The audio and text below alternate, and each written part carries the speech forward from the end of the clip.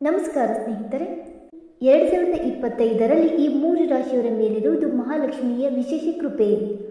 ಸಂಪತ್ತು ಇಮ್ಮಡಿಯಾಗಿ ಸುಖ ಸಮೃದ್ಧಿ ಒಲಿದು ಬರುವ ವರ್ಷವಾಗುವುದು.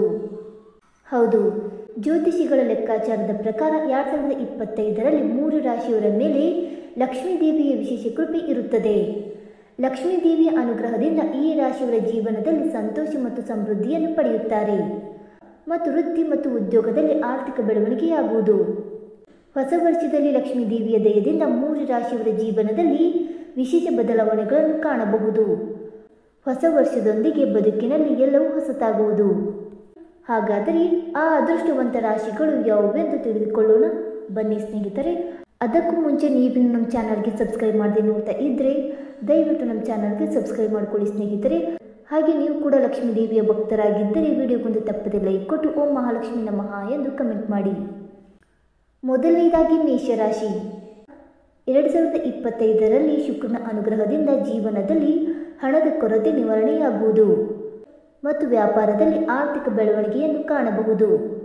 ಮತ್ತು ಹೊಸ ವರ್ಷದಲ್ಲಿ ಸಂಪತ್ತಿನ ದೇವತೆಯಾದ ಲಕ್ಷ್ಮಿಯ ವಿಶೇಷ ಆಶೀರ್ವಾದ ಸಿಗುವುದು ಮತ್ತು ವ್ಯಾಪಾರಸ್ಥರು ಉತ್ತಮ ಲಾಭವನ್ನು ಪಡೆಯುತ್ತಾರೆ ಮತ್ತು ದೈನಂದಿನ ಆದಾಯ ಹೆಚ್ಚಾಗುತ್ತದೆ ಮತ್ತು ಖರ್ಚು ವೆಚ್ಚಗಳಲ್ಲಿ ಇಳಿಕೆಯಾಗಲಿದೆ.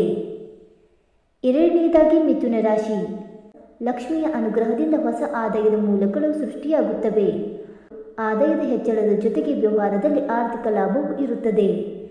2025ರಲ್ಲಿ ಆಸ್ತಿಯಲ್ಲಿ ಹೂಡಿಕೆ ಮಾಡುವವರು ಅದ್ಭುತ ಲಾಭವನ್ನು ಪಡೆಯುತ್ತಾರೆ ಮತ್ತು ಸಾಲದಿಂದ ಪರಿಹಾರ ಸಿಗುವುದು.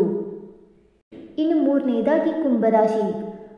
ಹೊಸ ವರ್ಷದಲ್ಲಿ ಶನಿಯ ಸಂಕ್ರಮಣವು ಈ ರಾಶಿಯವರ ಮೇಲೆ ಸಕಾರಾತ್ಮಕ ಪರಿಣಾಮ ಬೀರುತ್ತದೆ ಮತ್ತು ಉದ್ಯೋಗಸ್ಥರಿಗೆ ಶನಿದೇವನ ವಿಶೇಷ ಆಶೀರ್ವಾದ ದೊರೆಯುತ್ತದೆ ಮತ್ತು ಸಂಪತ್ತಿನ ಗ್ರಹವಾದ ಶುಕ್ರನು ಸಹ ದಯೆ ತೋರುತ್ತಾನೆ ಮತ್ತು ಶುಕ್ರನ ಅನುಗ್ರಹದಿಂದ ವ್ಯವಹಾರದಲ್ಲಿ ಆರ್ಥಿಕ ಸ್ಥಿತಿ ಮೊದಲಿಗಿಂತ ಉತ್ತಮವಾಗಿರುತ್ತದೆ.